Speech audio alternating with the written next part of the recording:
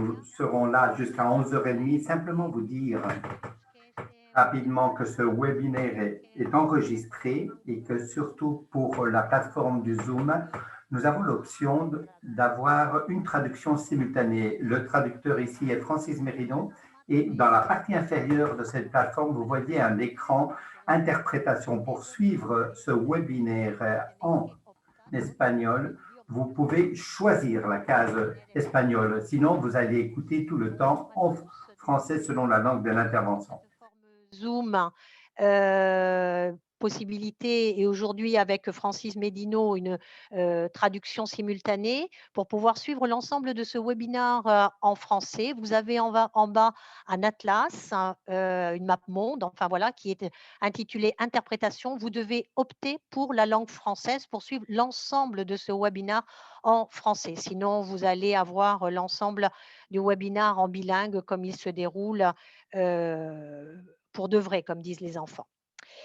En tout cas, merci à tous et à toutes d'être présents ce matin pour un webinaire consacré à l'agroalimentaire, très exactement à l'agroalimentaire bio, écolo, en tout cas raisonné, on va dire, et sa présence dans la restauration collective. Ce webinaire fait suite à 2 autres webinaires, l'un sur la mobilité électrique et la mobilité hydrogène et un autre sur l'hybridation énergétique. C'est le 3e thématique du programme Compét+, qui est un programme européen POCTEFA, qui a été donc approuvé par le POCTEFA et qui réunit 5 partenaires. Le chef de file de ce Compét+ est la CCI Bayonne Pays Basque, qui aujourd'hui est représentée par Beñat Joregui, qui est le chef de projet. Le partenaire de Navarre est le SODENA, l'Agence de développement économique de Navarre, qui aujourd'hui est représentée par Béatrice Blasco. L'Eurorégion Nouvelle-Aquitaine et Euskadi-Navarre est également partenaire de ce programme et est avec nous Leire Azcona, et Orchestra, qui est l'Institut de la compétitivité d'Euskadi, qui est aujourd'hui représenté par Ushue Lorenz. À ces 4 partenaires s'ajoute la Chambre de commerce de Guipuscoa, où je me trouve aujourd'hui. Et ces 5 partenaires ont ce programme Compét+ à mener jusqu'en mai 2022 sur 4 thématiques. La thématique donc de l'hybridation énergétique, de la mobilité électrique et à hydrogène, également les industries culturelle et créative, et la thématique d'aujourd'hui qui est la thématique de l'agroalimentaire et de la restauration collective. Nous aurons aujourd'hui donc un expert qui va introduire le thème. Ce sera le cluster de l'agroalimentaire de Navarre qui s'appelle le NagriFood, et conformément à la trame que nous avons suivie ces derniers pour l'ensemble des webinars, nous allons avoir un témoin sur chacun des territoires de ce programme. Pour ce qui concerne Euskadi, nous allons faire intervenir Ausolan et également son antenne de Bayonne, Bertacoa. Pour Iparaldé, une entité, ou en tout cas pour la Nouvelle-Aquitaine, une entité qui est Asena. Et nous terminerons effectivement ces témoignages territoriaux, en quelque sorte, avec Intia depuis la Navarre. Voilà un petit peu l'ensemble de notre ordre du jour et des personnes qui vont intervenir pendant les 2 heures à venir. Avant d'entrer dans le vif du sujet, je vais passer la parole à Beñat Joregui, qui est à la Chambre de commerce de Bayonne Pays Basque, avec une question très simple. Beñat, est-ce que tu peux nous dire ce qu'est Compét+, quelles sont les lignes forces de ce programme qui nous mènera jusqu'en mai 2022? Oui, Egunon, bonjour, merci Olga. Compét+, c'est un programme qui a pour but de créer une synergie économique entre nos 3 territoires de Iparaldé, Nouvelle-Aquitaine, Euskadi et Navarre. Et en partant de vecteurs communs qui sont convergents entre ces 3 territoires et qui sont issus notamment de l'étude menée par notre partenaire Orchestra, l'idée c'est de regrouper autour d'une même thématique tous les acteurs dans un pôle transfrontalier. Ces acteurs-là vont constituer un ensemble de chaînes de valeur. Et ici, donc, ce qui va nous concerner pour aujourd'hui, c'est par exemple l'alimentation saine pour la restauration collective. Et l'idée est d'être visible auprès de clients potentiels, donneurs d'ordre, qui seraient intéressés pour trouver le produit local, de qualité, bio, ou le service de restauration qu'ils recherchent pour satisfaire justement leurs besoins. À travers ces regroupements, on gagne en visibilité et on permet aussi aux acteurs qui vont se regrouper dans ce pôle-là de générer de la collaboration entre eux, parce qu'effectivement, à un moment donné, on complète les chaînes de valeur en étant complémentaires entre acteurs. Et donc, Compét Plus, c'est la suite d'un précédent programme qui s'appelait Competitive Eco, et dans lequel nous avions créé 3 pôles transfrontaliers. Et là, donc, au sein de Compét Plus, on va s'intéresser aux 4 thématiques de l'énergie, de la mobilité, de l'agroalimentaire et des industries créatives. Mais c'est Béatrice Blasco de Sodena qui va nous développer ces 4 thématiques. À toi, Béatrice. Merci, Beñat. Bonjour à tous. Et bienvenue à tous ceux qui sont intéressés dans ce webinaire. Et comme ceci a été dit auparavant, l'objectif du programme est de créer ces synergies, ces chaînes de valeur autour des 4 thématiques qui ont été effectivement perçues. Sur ces 4 thématiques, chacune d'entre elles que nous avons développées dans ces webinaires, le premier avait été la mobilité électrique, et là, nous avons eu l'occasion de travailler. Et dans ce cas-là, nous avons vu non seulement la mobilité électrique, mais également la mobilité hydrogène. Nous avons eu des cas très intéressants, tels que des vélos qui ont déjà des charges d'hydrogène. Nous avons vu aussi les autobus électriques qu'on est en train d'introduire, et le cas également de Pampelune, une ville qui est en train d'assumer ce défi de mobilité électrique pour une ville plus saine et intelligente. Smart City. Le chapitre suivant a été l'intégration énergétique ou l'hybridation énergétique. Nous avons donc eu l'occasion le 19 janvier dernier de pouvoir voir différents éléments. On a également vu les défis de la décarbonisation de la part de Repsol.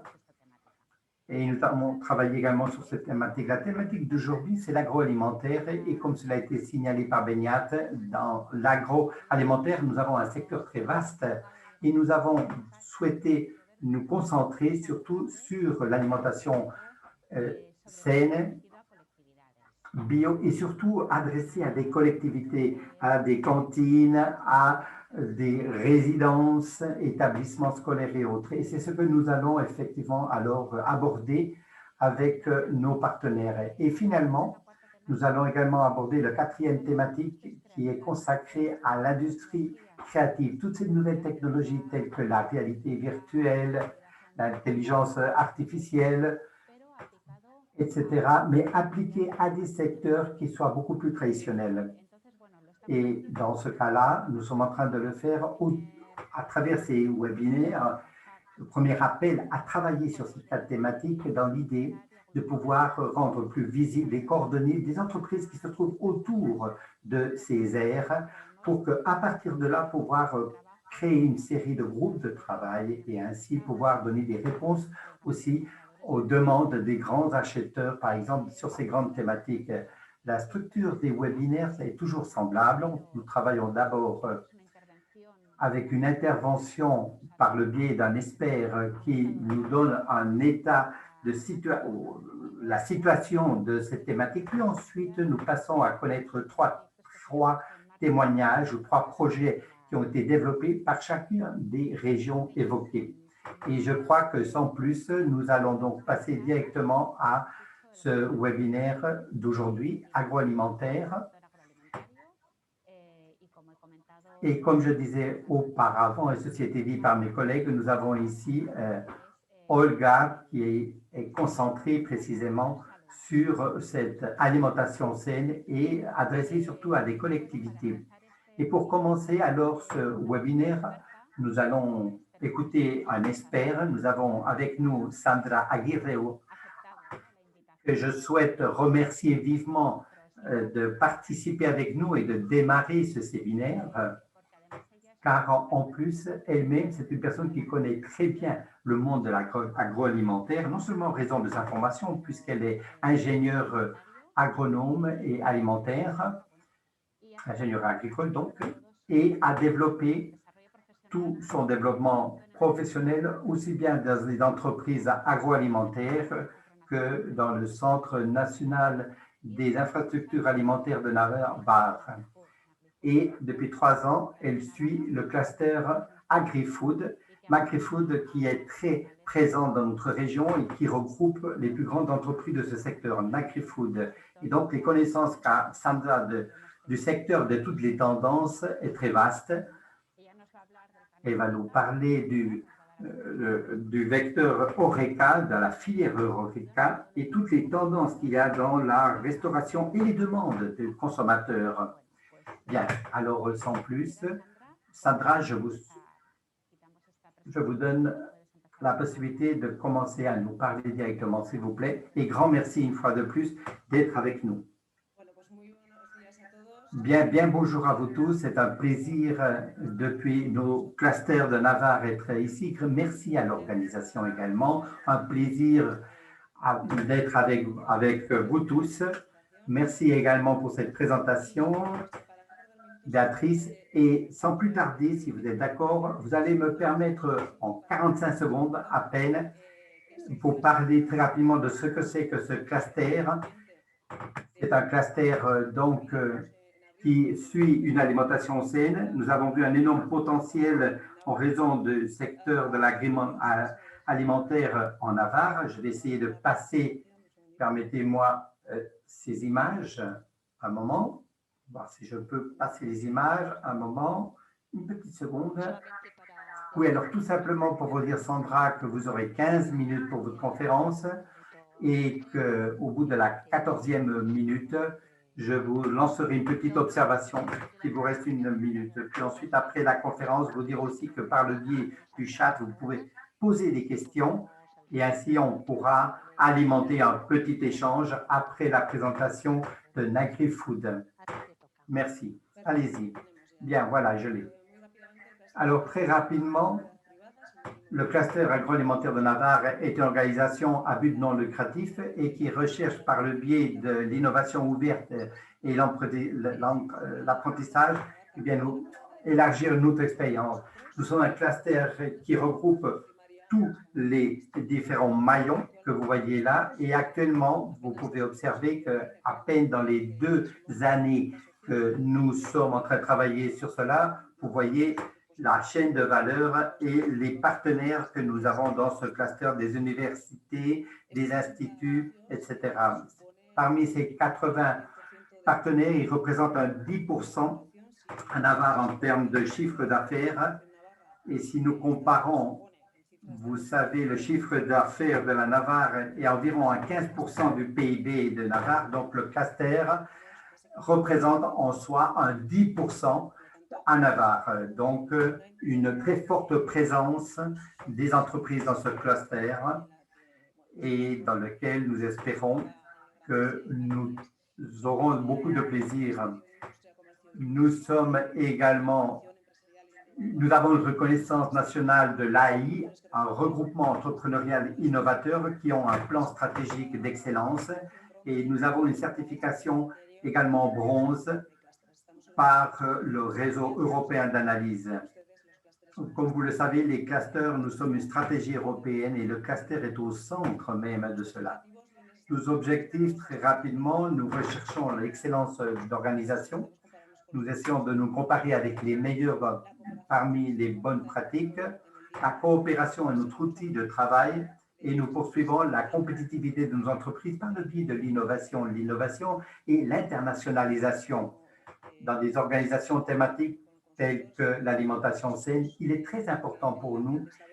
C'est pourquoi le maillon de l'instruction est inclus. Nous avons toutes les grandes entreprises de distribution dans le cluster et nous travaillons sur différents éléments tels que la transformation numérique, le développement des marchés. Je crois que j'ai dépassé les 45 secondes pour nous présenter, mais tout simplement pour vous mettre un peu en situation. Bien, aujourd'hui, nous sommes ici pour vous parler, comme nous a dit Béatrice, pour vous parler d'Eureka, qui est une filière de l'alimentation qui a été très largement frappée par la COVID actuelle, mais les scénarios que je vais vous offrir sont des données du passé, mais espérons très prochainement revenir. Ce sont des tendances actuelles que nous avons dans la restauration, c'est un autre élément que je vais aborder. Outre, et vous verrez aussi des tendances qui clairement ont augmenté lors de ces derniers mois. Des chiffres très rapidement de la filière Eureka en Espagne. L'Espagne est le pays avec une plus forte densité de bars par personne dans le monde. Un bar tous les 175 personnes. On estime 309 625 établissements. La plupart, ce sont des bars. Un 7,2 PIB en Espagne. Ce sont les dernières données du secteur de l'hôtellerie en Espagne. Cela donne un emploi de plus de 1,8 million de personnes et un chiffre d'affaires d'environ 129 milliards d'euros. Une grande quantité de machines vending. Vous savez que nous avons plus de 10 000 stations d'essence avec des petits magasins. Donc, un secteur fort important en Espagne. C'est vrai que le poids des grands groupes est encore faible. Nous connaissons Telepizza, McDonald's, BeFood. Son chiffre d'affaires ne dépasse pas le 4% du chiffre d'affaires total et c'est encore un secteur en Espagne très fragmenté. Nous avons l'Eureka indépendant avec l'Eureka organisé. L'Eureka organisé, ce sont ces groupes ou entreprises qui ont des départements de marketing et qui se trouvent justement aussi dans cette filière Eureka indépendant. Ce que nous recherchons sur le marché, c'est que l'on travaille avec un modèle plus organisé. Quelles sont les tendances que nous avons actuellement dans la restauration? Eh bien, très clairement, comme ceci a été dit, le consommateur est de plus en plus exigeant, il souhaite avoir plus d'informations, il recherche des aliments sains, durables, de proximité, premium, économiques, et recherche surtout une expérience dans la consommation. Le moment de la consommation est très important, des produits également innovateurs, différents, pratiques, et tout cela suivi de la technologie. Il y a un grand marge d'amélioration encore présent dans le segment technologique dans ce secteur d'Eureka. Ensuite, cohabitent également deux concepts très clairs dans la restauration actuelle, dans cette filière d'Eureka, aussi bien dans les restaurants que dans les collectivités. C'est-à-dire que nous parlons donc des négoces très différents, mais il y a deux concepts très clairs qui est présent. C'est la vitesse et l'expérience. Nous vivons avec une grande rapidité. Ce consommateur demande de plus en plus cette praticité, comme on dit, la numérisation, le portefeuille le plus basique, la livraison et reprise, également une expérience. C'est pourquoi le consommateur actuel dans la restauration est en train de souffrir ce qu'on appelle de nos jours la fièvre verte, c'est-à-dire une consommation plus saine. Dans ces derniers mois, nous avons pu vivre l'augmentation considérable, effectivement, des livraisons et des take-away, mais des industries ont dû s'adapter pour donner ce service par le biais de grands restaurants et ils ont dû également se remarquer à travers des produits différentiels, c'est-à-dire que le consommateur n'est plus aussi facile à satisfaire que dans le passé. Pour nous centrer sur la thématique d'aujourd'hui, donc alimentation saine en restauration, mais qu'est-ce qui est sain pour le consommateur? On se pose ces questions à maintes reprises. Eh bien, une enquête de ICOC évoque que dans cette enquête, 58% des personnes enquêtées, représentant toutes les communautés de notre pays, on considère qu'ils maintiennent un mode de vie sain. Spécialement, le rang se trouve dans les femmes entre 24 et 35 ans, 26 et 34 ans, pardon.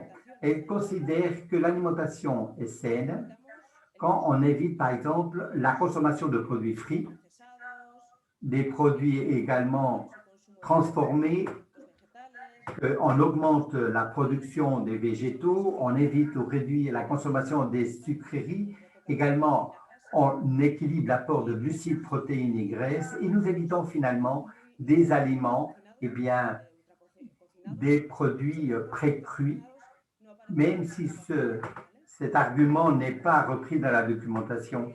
Mais le consommateur est en train de comprendre, et il nous reste encore beaucoup de choses à faire quand on explique ce que c'est qu'un produit pré-cuit et également un produit donc transformé.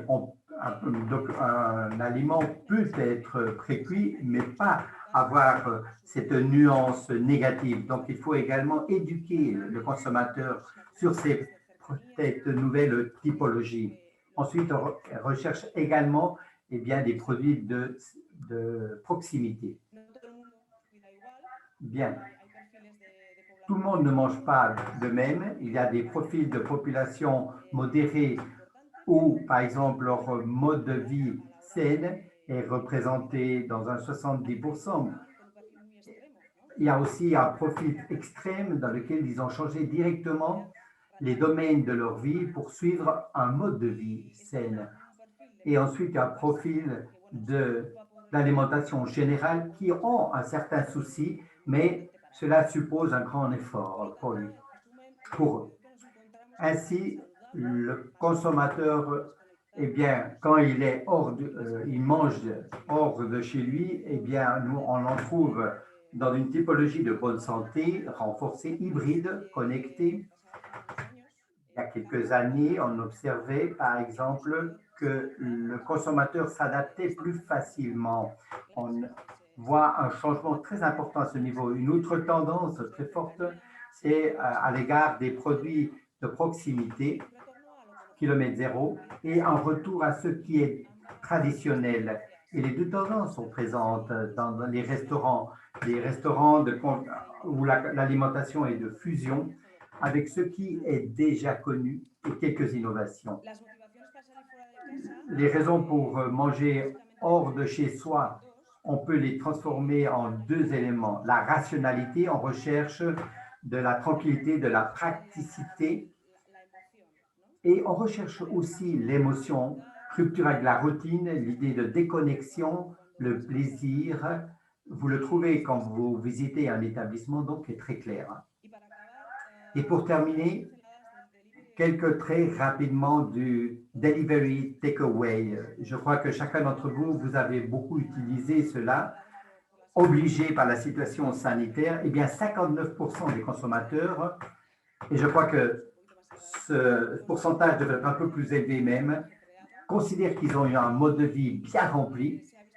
Et on a vu que le takeaway et le delivery n'est pas consommé de la même façon.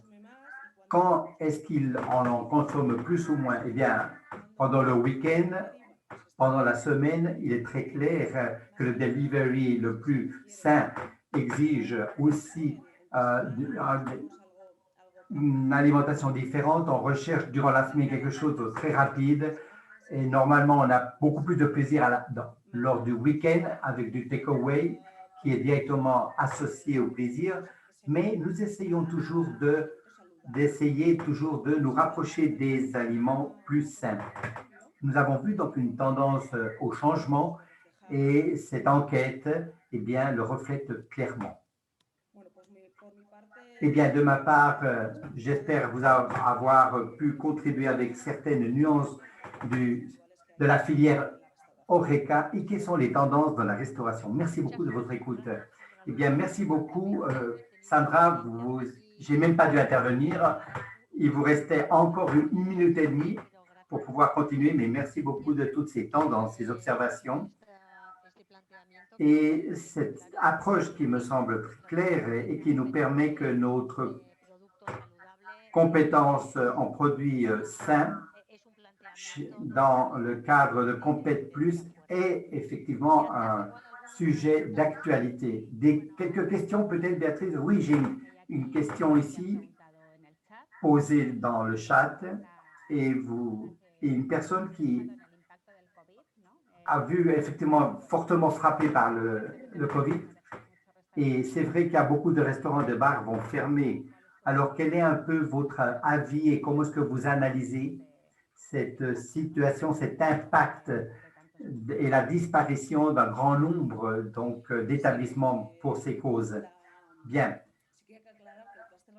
il faut dire que le cluster de Navarre, nous avons une association d'hôtellerie qui véritablement est en train de lutter pour défendre les droits des établissements en Navarre. Et dans le cluster, nous l'avons vu, ces effets dans certaines industries qui effectivement délivraient à ce secteur d'hôtellerie. C'est vrai qu'au sein de Navarre, la plupart des entreprises ont su compenser avec ce qu'ils faisaient en distribution avec la filière HoReCa. Ils ont vu que la diversification est très importante dans ce travail. Nous l'avons vu dans les points de livraison. Et nous avons également pu observer qu'il y a eu des entreprises qui étaient très centrées à la restauration, et pas seulement des bars, mais aussi des grands contrats avec des compagnies aériennes, et donc très, très centrées sur des collectivités, des établissements scolaires. Par exemple, sachez que non seulement le secteur de l'hôtellerie a été touché, mais également, hormis les hôpitaux, la fermeture des écoles a eu des conséquences aussi. Et évidemment, là, ils ont passé des semaines très difficiles. Ils continuent à avoir des problèmes et ils ont dû se réinventer.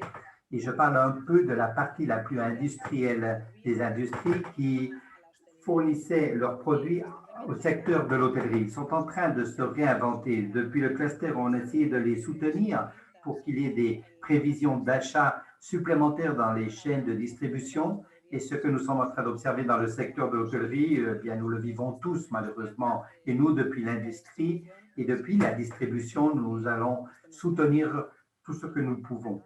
Très important, effectivement, de la capacité à réagir. Une autre question nous demande si vous avez observé une augmentation de la valorisation des produits bio et l'importance donc des aliments sains.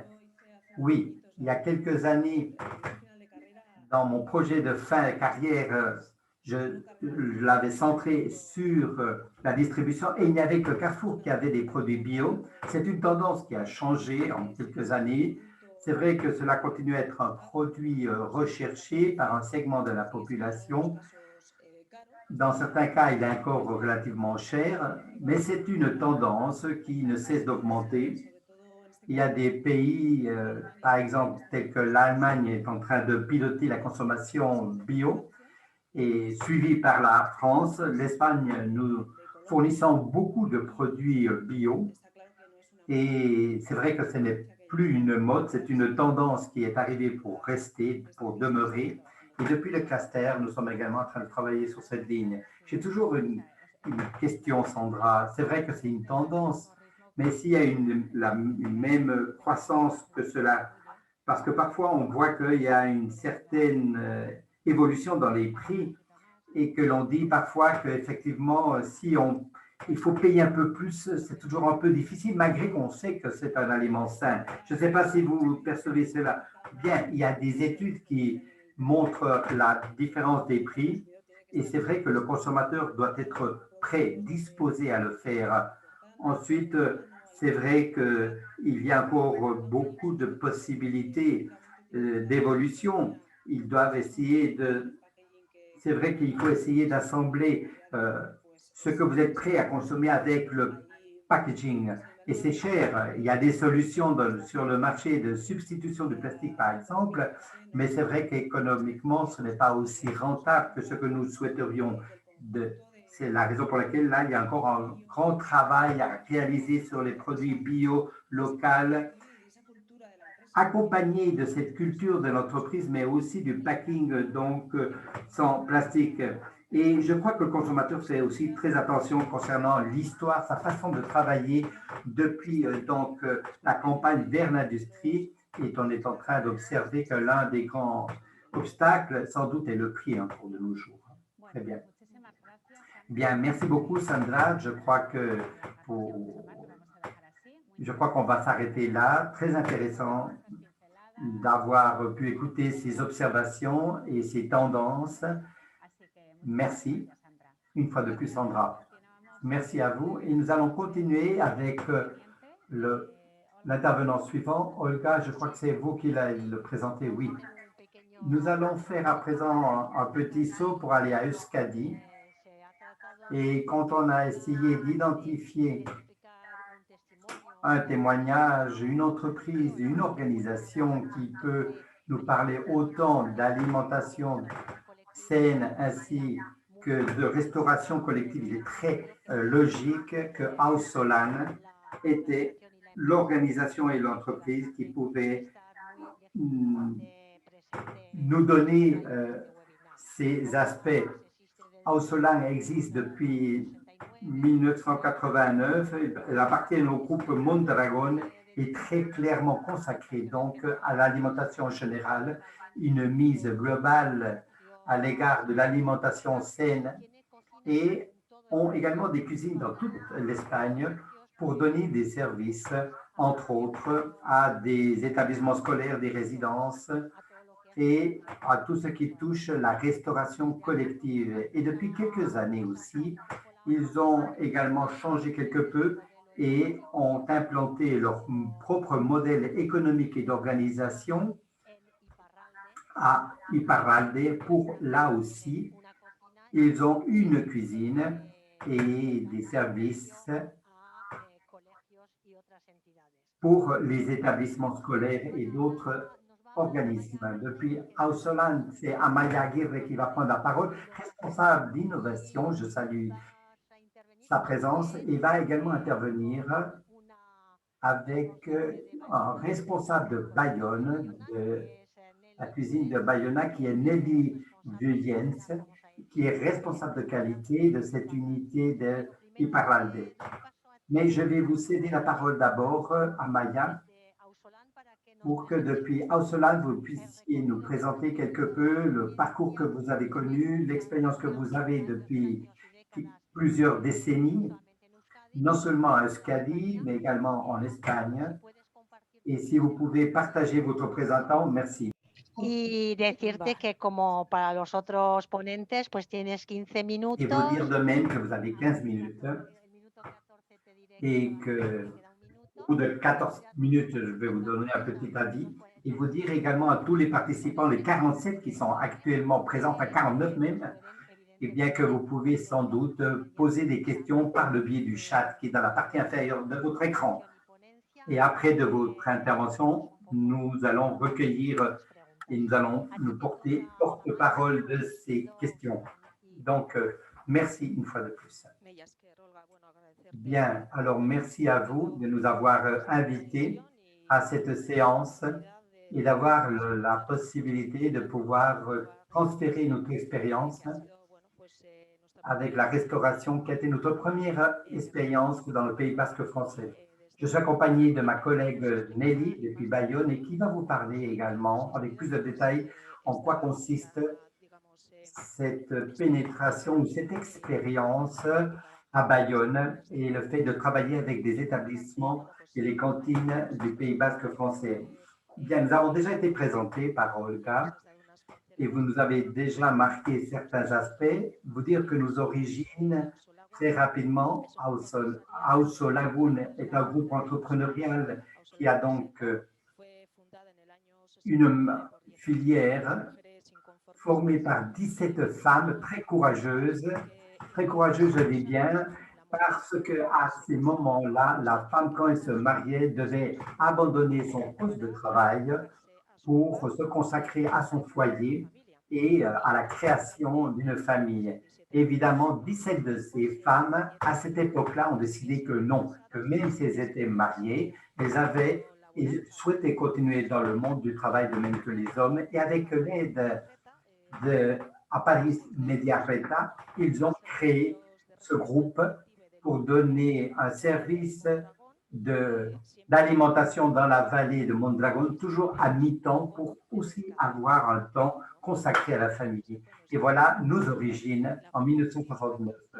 La formule juridique choisie était celle de la coopérative, car on croyait ainsi la possibilité de pouvoir créer et défendre un travail égalitaire et parce que le 10% de ces résultats allait être consacré à la société dans le but de pouvoir permettre une transformation sociale. Actuellement, nous continuons à être une coopérative. En 2019, nous avons célébré les 50 ans de France et actuellement, nous sommes en train de travailler principalement à Euskal Herria, également en Espagne. Aussi, nous avons fait le saut au Chili et également, progressivement, nous avons également pénétré dans le Pays basque français. Tous les jours, nous délivrons 260 000 menus. Nous sommes une équipe humaine composée par 13 000 personnes et l'une de ces cuisines se trouve précisément à Bayonne, comme ceci a été dit auparavant. À un moment, la vidéo, il y a une seconde, non, je n'ai pas pu faire démarrer le transparent. Un moment, s'il vous plaît. Voilà, c'est ça, je continue. Bien.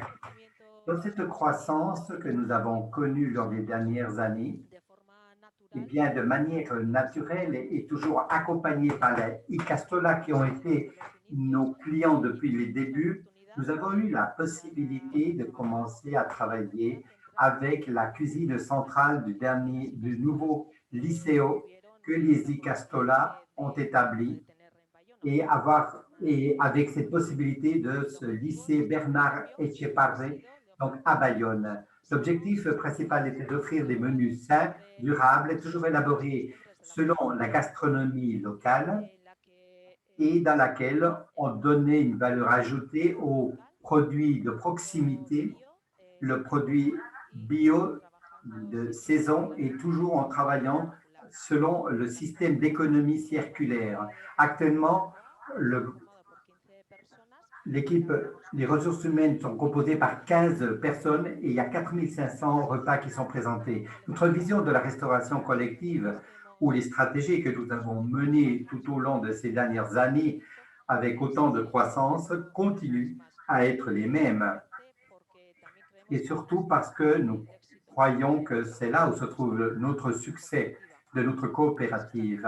Les stratégies que nous avons suivies et avoir une croissance ancrée sur les territoires dans lesquels on souhaite s'établir et travailler en nous intégrant à tous les niveaux, aussi bien en recherchant une rentabilité et durable depuis les trois perspectives, depuis une durabilité économique, sociale et économique.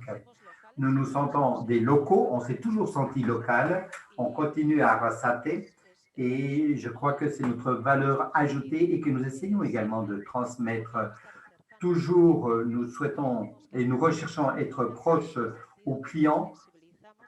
Nous flexibilisons nos services pour donner à chaque client ce dont il a besoin. Et étant une coopérative comme nous le sommes, nous ne comprenons pas une autre façon de travailler si ce n'est par le biais de la coopération. Pour nous, les ressources humaines est l'aspect le plus important.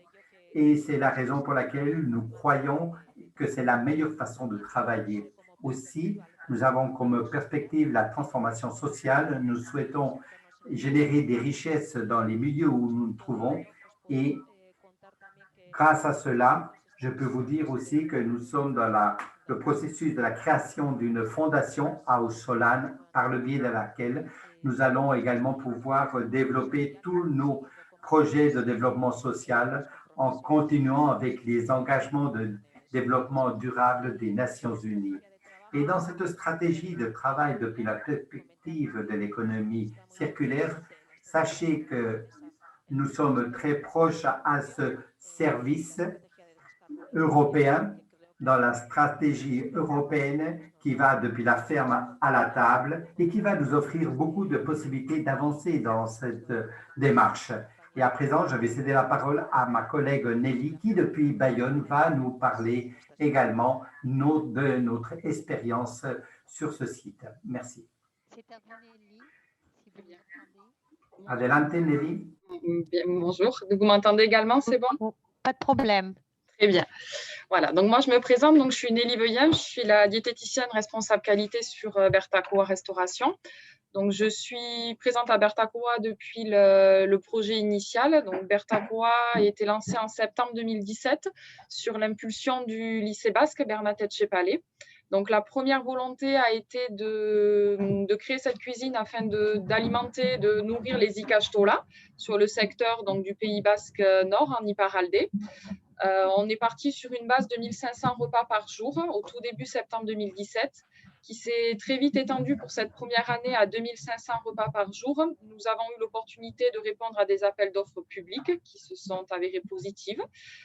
Sur la deuxième année, nous sommes passés directement sur les 4000 repas, donc en continuant à développer l'orientation des Ikastola, également des appels d'offres publics et de quelques écoles catholiques.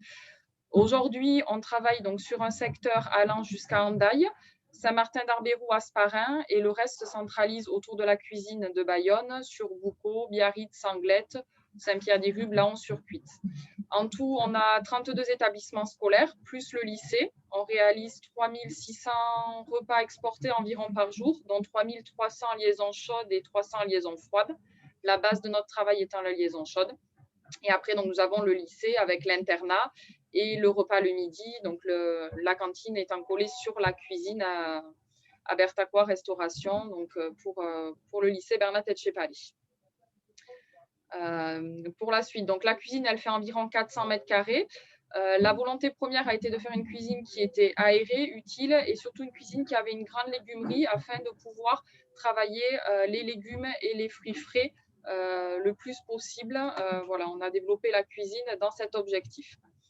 Le personnel, donc on est une quinzaine de personnes, on est 12 en CDI temps plein, on a 8 cuisiniers, dont 6 qui sont en équipe du matin, une personne qui est présente le soir comme on a l'internat du lycée. On a une cinquième employée de restauration qui nous a rejoint depuis peu, donc moi-même également, et on a en renfort quelques personnes qui viennent de l'intérim pour nous aider sur les livraisons.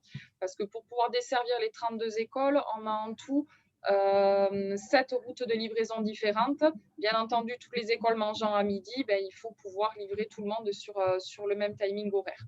Les cuisiniers, eux, commencent à 4 heures du matin pour pouvoir avoir une livraison qui débute entre 9h30 et 10h pour que toutes les écoles soient servies à midi. Donc là, vous voyez quelques photos du personnel et de la production sur la cuisine. Voilà, on a ensuite une autre image. Ensuite, je vais vous expliquer un petit peu comment sont réalisés les menus et comment est-ce qu'on fait le choix des aliments. Donc, les menus, je les réalise en collaboration avec donc Arnaud, qui est le chef de la cuisine. Les menus, on les fait ce qu'on appelle, nous, de cycle à cycle. Donc, c'est-à-dire qu'on les réalise de vacances scolaires à vacances scolaires.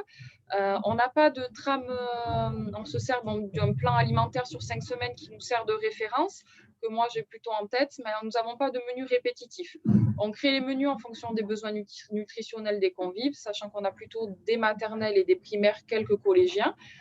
Bien sûr, en fonction de la saisonnalité des aliments, ça c'est très important pour nous. On essaye de diversifier un maximum. Nous essayons également de faire des menus à thème pour faire connaître aux enfants des nouveaux aliments. Et on favorise un approvisionnement local de circuits courts et d'agriculture biologique. Pour les aliments issus de l'agriculture biologique, on les intègre tout au long des repas. On ne fait pas des menus spécifiques biologiques, on en met le plus possible, mais ils sont dispatchés un petit peu sur chaque menu. Les menus sont toutefois contrôlés avec les bases de GMRCN et on les contrôle sur 20 repas consécutifs afin d'être sûr de bien répondre à tous les besoins et tous les apports. Et également, on les adapte en grammage selon les âges. Ce que nous mettons en place également depuis peu, on va dire depuis septembre, c'est le repas végétarien présent une fois par semaine. Nous répondons à la nouvelle loi Egalim, qui est une loi qui pour le moment est encore un peu une loi test, mais qui pour nous a une importance à essayer de tendre vers ces repas végétariens. Et donc nous les proposons une fois par semaine à tous les enfants, peu importe l'âge des écoles. On peut passer sur l'autre diapositive. Donc là, on a quelques photos de la production.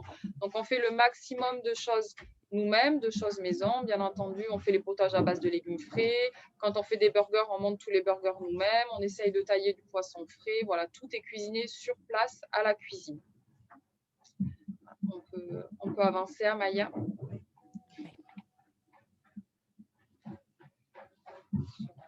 Sur les gars. Ok. Ensuite, au niveau, juste pour vous parler donc, des fournisseurs, donc comme je vous expliquais, notre base étant d'essayer de favoriser les fournisseurs locaux. Dès le début, on a défini plusieurs zones, avec une zone prioritaire qui est la zone de Pays Basque Nord, d'Iparralde, qu'en étant au sud des Landes et aux Hautes-Pyrénées, d'autant plus que le sud des Landes, nous sur Bayonne, on y est limitrophe. Après, on étend un petit peu la zone sur la zone Égoaldé. À l'heure d'aujourd'hui, tout ce qui va être Economa et surgelé vient de la plateforme à Bilbao, donc par le soutien d'Ocholan. Et ensuite, petit à petit, on va agrandir la zone. Quand on ne trouve pas les produits sur ces zones-là, on va rester sur la zone Aquitaine, voire France, mais le but étant de trouver la zone la plus proche de la cuisine.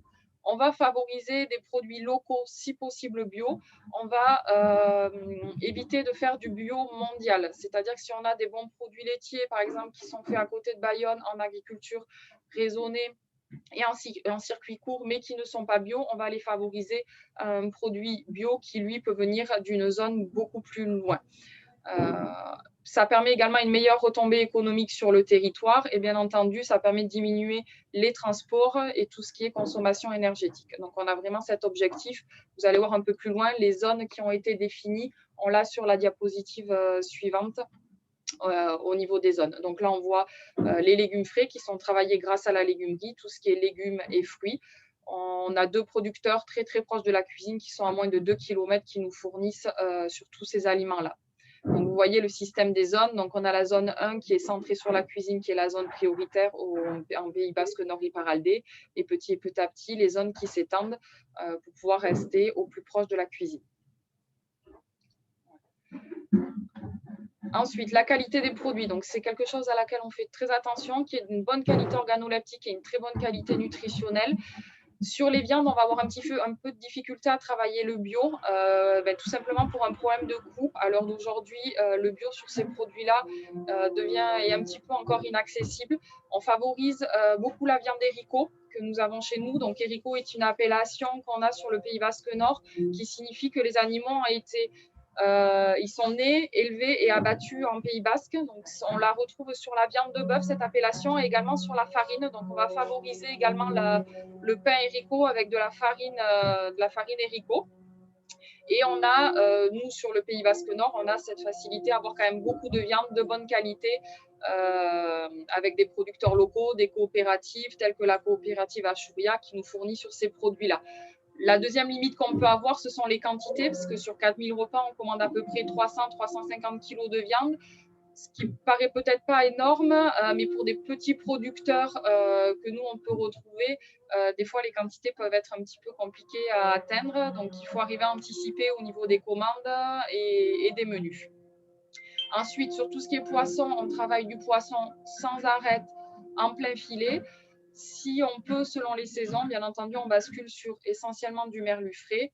Le poisson, on préfère travailler du poisson de bonne qualité et varier un petit peu moins les poissons. Par contre, on va varier les recettes pour pouvoir faire découvrir un peu des nouveaux goûts aux enfants. Les fruits et il reste 1 minute, Nelly. Oui, j'arrive sur la fin, merci. Les fruits et légumes sont essentiellement des fruits et des légumes frais. Et comme le pain, je vous le disais, on favorise le Erico, mais également le bio. Juste après, sur la cuisine, on a un système de tri sélectif qui nous permet d'avoir très peu de déchets et on va demander également beaucoup aux fournisseurs de nous livrer en caisse, en bac, en seau, de manière à éviter tous les déchets et le suremballage. Et on a également un système de récupération d'huile. Donc, on essaye au maximum d'avoir peu de déchets. Et on a un système où on produit le matin et on complète en fonction des effectifs la production du self pour travailler le plus à flux tendu et avoir le moins de déchets alimentaires. Donc, voilà un petit peu sur la présentation de Bayonne. Muchas gracias, Nelly. Bien, merci beaucoup, Nelly. Je crois qu'il y avait 2 questions qui avaient été posées avec le chat, mais avec la présentation de Nelly, je crois qu'on a pu répondre à ces questions.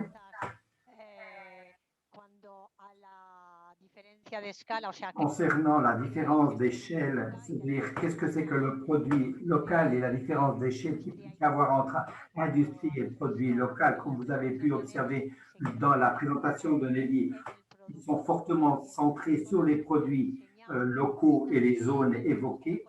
Et pour les produits bio locaux, je crois que la conférence également de Nelly et sa contribution a fourni des réponses.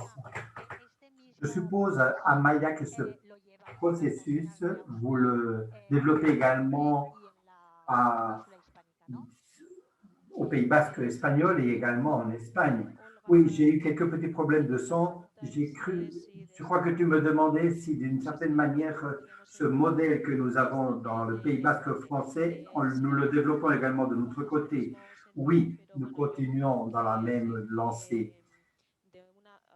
C'est vrai qu'en faisant une valorisation globale, je peux dire qu'il y a une plus grande prise de conscience, une plus grande sensibilisation de travailler avec un produit de proximité locale bio au Pays Basque français que de notre côté. Je crois qu'en ce sens, nous sommes aussi en train de travailler fortement sur cette ligne, mais je crois que le rythme est beaucoup plus lent et que aussi au moment de pouvoir avoir des produits avec ces caractéristiques bien précises. Bien, justement, à Compét Plus, nous essayons aussi de pouvoir créer un panier des produits qui existent dans les 3 territoires pour qu'on puisse avoir une offre de produits sains et pouvoir augmenter cette échelle de plus en plus élevée de produits sains dans la restauration collective. Je ne sais pas si c'est une question pour Amaya ou Nelly à présent, mais j'aimerais bien savoir comment, je sais que quand on parle de produits sains, on parle de prix, évidemment. Et ceci a été également évoqué dans l'autre conférence, que le bio est un produit cher. Comment est-ce que vous parvenez à atteindre un prix, disons, intéressant et pour atteindre une durabilité économique sur le prix de chaque repas? Bien, de mon côté, pour cette question, ce que je peux vous dire, c'est que quand je vous ai montré la stratégie que nous suivons, et puisque nous sommes dans une ligne de croissance, nous recherchons aussi cette durabilité globale à l'égard des services. Si nous intégrons un produit qui a un prix différent à ce qui est habituel, nous essayons aussi de compenser et nous offrons le service pour qu'il y ait des retombées, disons, moindres. Mais c'est vrai que le client doit être sensibilisé et d'avoir une conscience que ce produit est différent et que par conséquent, il peut y avoir un autre prix que d'habitude. À quel prix pour la restauration à partir de l'unité de Bayonne? En termes de coût de fabrication? Oui. Combien coûte aujourd'hui un repas qui sort de votre cuisine avec des produits locaux? Ouais, environ autour d'1,05 €, 1,10 €. Après, nous, on a l'avantage quand même, malgré tout, l'avantage d'avoir des petits producteurs, au final, c'est que vu la quantité que l'on commande, on arrive justement, nous, à travailler, à négocier le prix, parce que pour eux, c'est intéressant de venir et de faire une seule livraison avec un gros volume, même si c'est des volumes qu'il faut précommander pour pouvoir les avoir. Pour eux, c'est des volumes qui leur garantissent quand même aussi une rentrée économique. Donc, on arrive à travailler un petit peu les tarifs dans ce sens-là. Et on a beaucoup de petits producteurs qui sont sensibilisés aussi à notre démarche et qui ont envie d'être dans cette démarche d'une meilleure alimentation pour les collectivités et qui, du coup, jouent vraiment le jeu de faire un effort sur les tarifs pour que nous, on puisse y avoir accès, essentiellement sur quelques produits bio. Voilà, on a quand même ce lien avec les producteurs qui est intéressant. Et on a l'avantage, finalement, je parlais un peu de ces repas végétariens qui sont mis en place de par une démarche de la loi Egalim. Ces repas végétariens, malgré tout, ont aussi un coût moins élevé, ce qui nous permet de réguler un petit peu et de pouvoir travailler d'autres produits qui ont un coût plus élevé et s'y retrouver sur une moyenne mensuelle. Merci beaucoup pour ces précisions et cette transparence, notamment sur votre modèle économique. Pues muchísimas gracias desde Aussoland Eh bien, merci beaucoup à vous tous de nous avoir fourni toutes ces informations.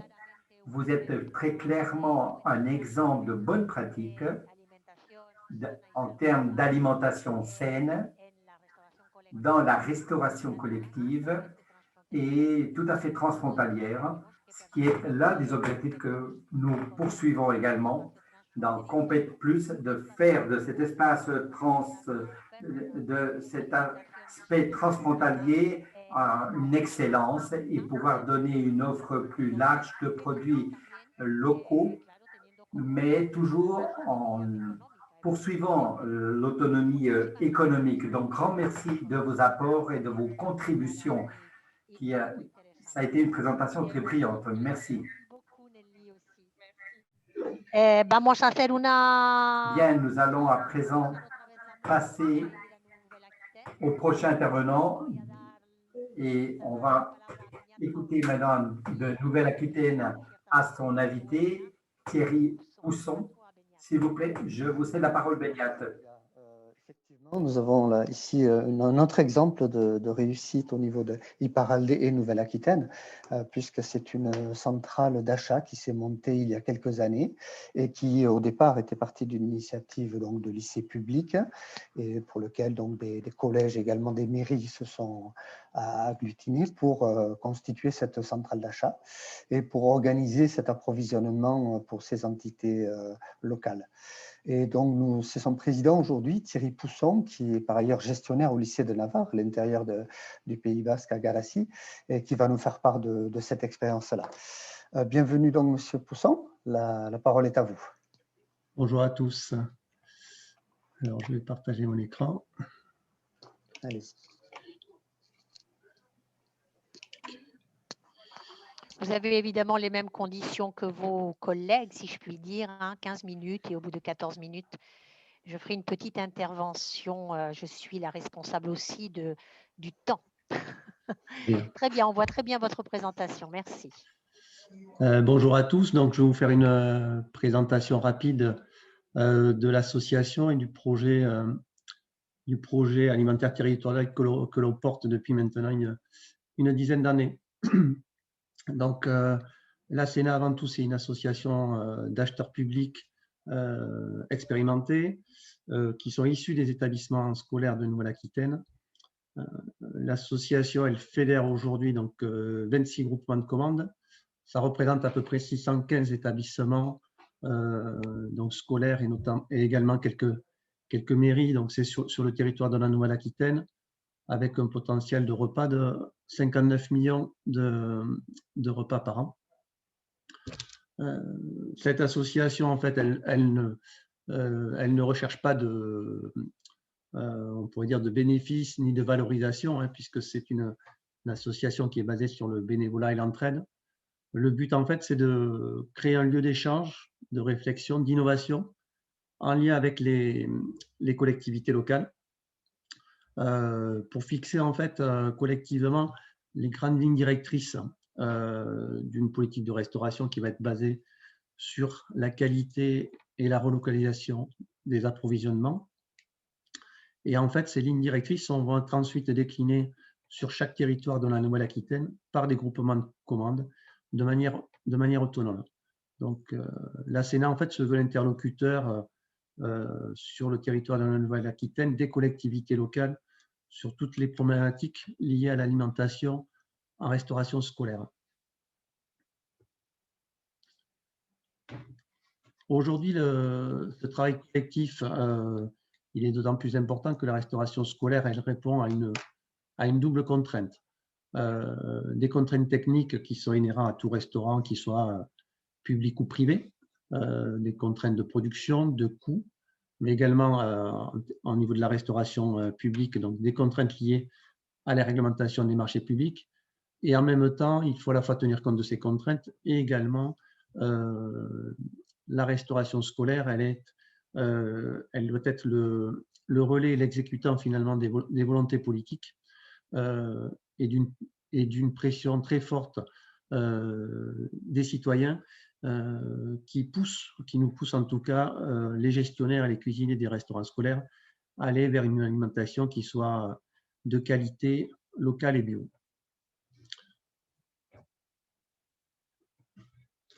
L'urgence climatique aujourd'hui nous a amené une réflexion sur le fait qu'il faut on pourrait dire réinventer la manière dont on conduit les politiques publiques, à savoir essayer de tendre vers une démarche qui soit plus participative, une gouvernance partagée, où finalement la verticalité de la décision n'est plus la règle. La Sénat, donc, elle est née de ce pari qu'on en a pris avec le président Alain Rousset, de fédérer finalement autour d'un projet alimentaire territorial tous les acteurs et les décideurs des établissements scolaires, les cuisiniers, les gestionnaires, les conseils départementaux de Nouvelle-Aquitaine, la région. L'idée, c'est que finalement, chaque entité se sente à la fois partenaire et acteur à part entière du projet, dans un double objectif. Hein. Donc, d'une part, structurer la demande en s'adaptant au contexte local, et dans un deuxième temps, en corollaire, structurer du coup une offre sur notre territoire. L'idée de cette politique qui a été mise en place, c'est finalement de créer une synergie et que tous les acteurs de la chaîne se sentent impliqués, du cuisinier jusqu'à la collectivité locale, et dans un seul but, toujours pareil, développer le local et le bio, mais également il y a un souhait d'infléchir les stratégies commerciales de nos partenaires économiques pour aller vers des produits qui soient clean label.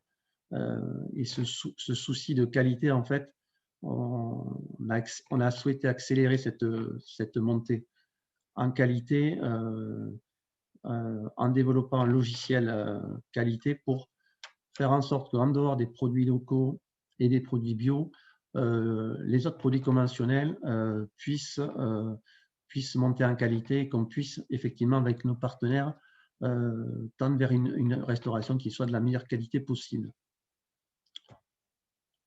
Donc, le logiciel au Sénat que l'on a développé en partenariat avec la région Aquitaine, en fait, c'est le premier logiciel public qui est créé dans le cadre des procédures de la commande publique, qui va nous permettre de sélectionner les produits à la fois alimentaires et agricoles au regard de leurs propriétés nutritionnelles et sanitaires. Donc, ce logiciel, en fait, cet algorithme, il tient compte de la teneur en sel, en acides gras, en sucre. Il tient compte de la présence d'additifs, de certains composants comme l'huile de palme, l'huile hydrogénée.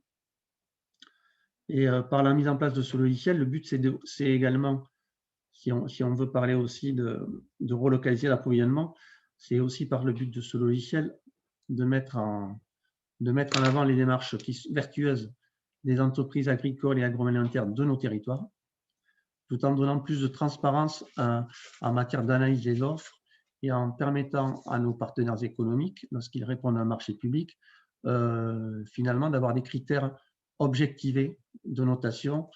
L'idée, c'est qu'ils puissent mieux comprendre la note pour que les années suivantes, lorsqu'ils participent à nouveau à la compétition, ils puissent effectivement améliorer leur offre en allant chercher les produits de meilleure qualité, avec un travail qui est fait sur de pouvoir, au niveau des process, finalement travailler avec des produits avec moins d'additifs.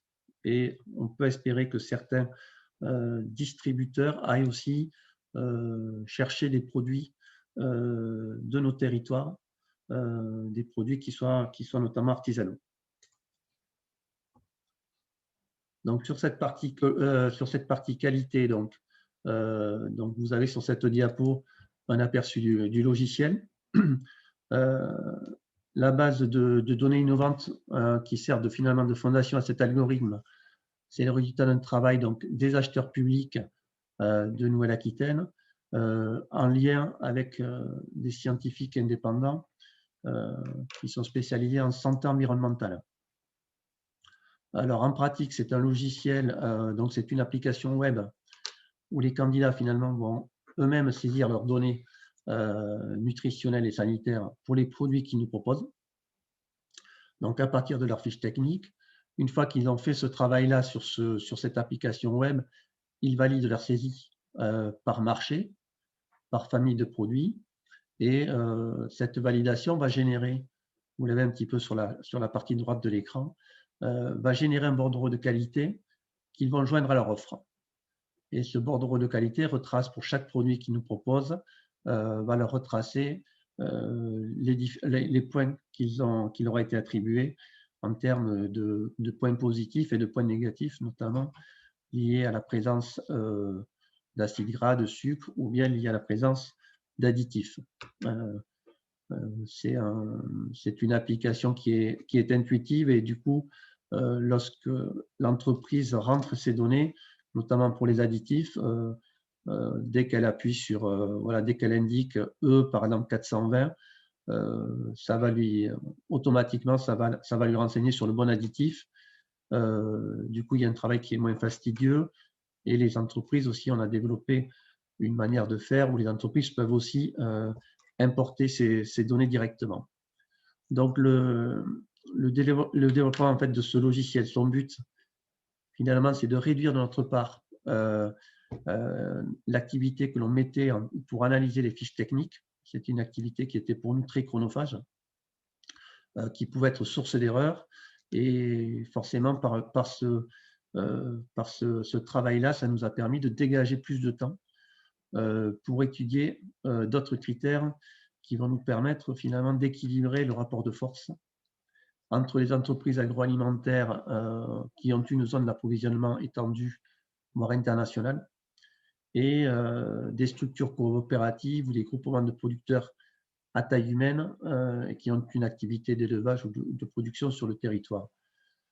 Donc, la stratégie de l'association qui a été développée en lien avec les collectivités, c'était d'une part, donc, sur les produits conventionnels, améliorer la qualité, aller vers des produits clean label, parce qu'on considère aussi que ce travail-là va permettre à certains distributeurs, va les pousser à aller chercher une offre plus locale, puisqu'on peut considérer que des petites entreprises vont pouvoir plus facilement modifier leurs recettes que des grandes entreprises. Donc ça, c'est ce premier travail, à la fois la qualité, mais aussi une recherche d'une offre plus locale.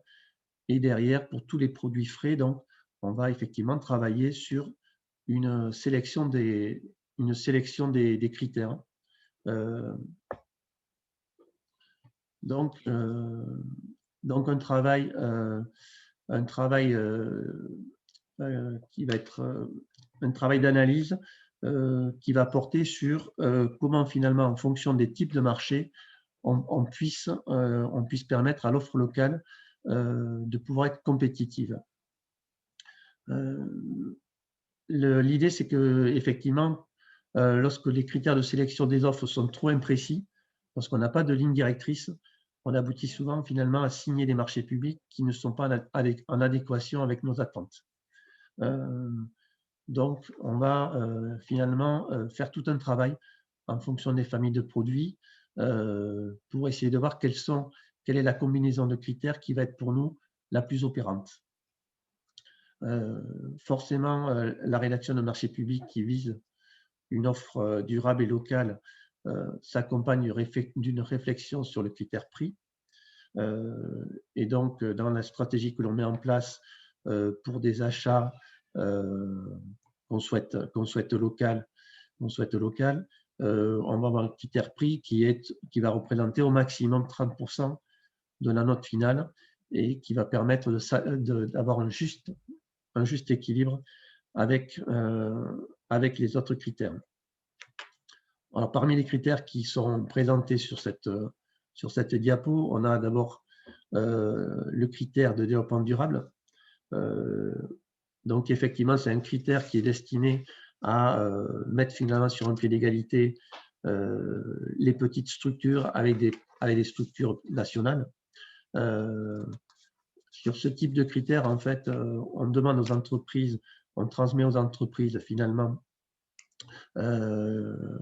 une annexe environnementale qu'ils doivent remplir et effectivement le fait de mettre à disposition des entreprises des annexes qu'ils doivent compléter, ça va nous permettre d'avoir des réponses précises en adéquation avec nos attentes. Alors, comme exemple de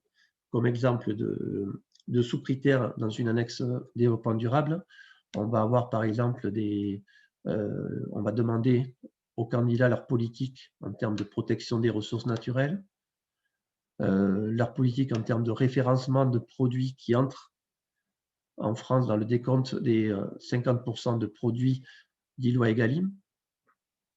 On va demander par exemple la politique en termes qu'ils pourraient mener auprès de nos restaurants scolaires en termes de sensibilisation aux problématiques environnementales, leur politique en termes de respect du bien-être animal, d'emballage, de conditionnement des produits. Voilà, tout un ensemble de critères qui va nous permettre de faire émerger une offre locale. Également sur le critère développement durable, on va revoir aussi un axe qui est sur le critère d'approvisionnement direct de produits issus de l'agriculture. Ce critère, en fait, il a été mis en place par le législateur comme la technique d'allotissement, en fait, pour rendre plus accessible la commande publique à l'offre locale.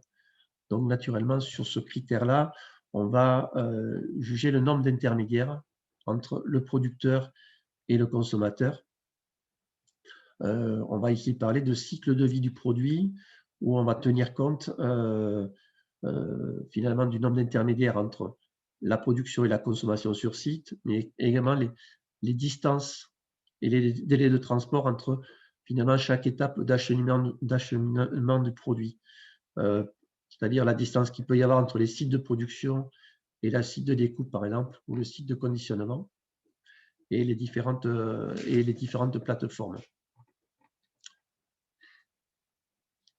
Dans le cadre de ces différents critères aussi pour permettre de faire ressortir des offres de qualité, on va aussi créer, je vous montrerai un exemple tout à l'heure, des jurys pendant la phase d'analyse des offres, où effectivement on va demander aux entreprises de venir devant un jury de chefs cuisiniers et de gestionnaires pour qu'ils puissent développer leur politique environnementale, leur politique d'approvisionnement direct. Et par les échanges, on considère que finalement, outre le dossier qu'ils nous ont remis, ces échanges devant une commission vont permettre à ces entreprises de s'engager plus fortement et finalement de se dire que ces entreprises-là, si elles ne respectent pas les engagements qu'elles ont pu développer dans leur cahier des charges, ça sera beaucoup plus difficile l'année suivante de se représenter et d'expliquer pourquoi on a eu une inadéquation entre ce qui avait été promis au départ, par exemple en termes de pourcentage d'offres locales, de produits locaux et la réalité de l'exécution du terrain. Donc, il vous reste une minute. Ah, très bien. Alors, je vais me dépêcher. Forcément, lorsqu'on bâtit des marchés avec une offre locale importante, il faut aller à la rencontre des producteurs, des distributeurs. Donc, il y a effectivement sur le territoire, on a mené un certain nombre d'échanges avec les différents producteurs pour arriver aussi à faire émerger une offre locale. Sur la stratégie qui est développée, c'est une stratégie qui s'adapte en fonction du type de marché. Forcément, on a des critères très différents entre des marchés qui sont nationaux, des marchés régionaux où on a ce qu'on peut appeler une performance environnementale et des marchés locaux. Et donc là, on fait jouxter à la fois un allotissement géographique et un allotissement technique.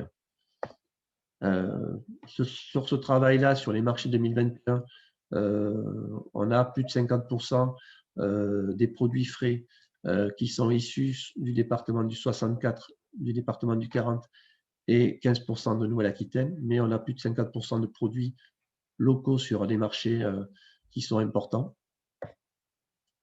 Et je voulais vous montrer, mais vous l'aurez à disposition, hein, comment on fait une trame de jury pour un appel d'offres.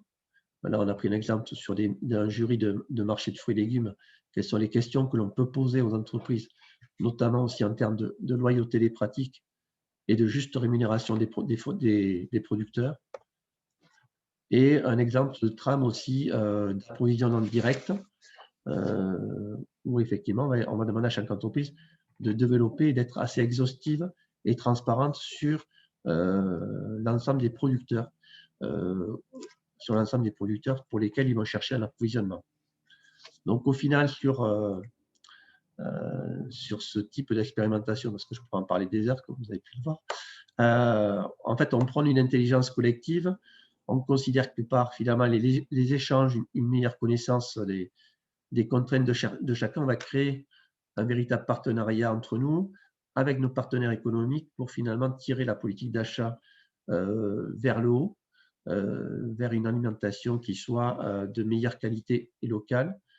Et l'idée qui est sous-tendue par ce rapide exposé, c'est finalement de dire que la commande publique n'est pas un frein à l'achat local, qu'en permettant de planifier nos approvisionnements, en clarifiant nos besoins, on est en capacité de s'adapter à des offres même de petits producteurs, et que du coup, on participe, en tout cas on est un levier pour accélérer la transition écologique de l'alimentation, qui est le souhait désormais de tout gestionnaire et de tout chef cuisine. Merci beaucoup.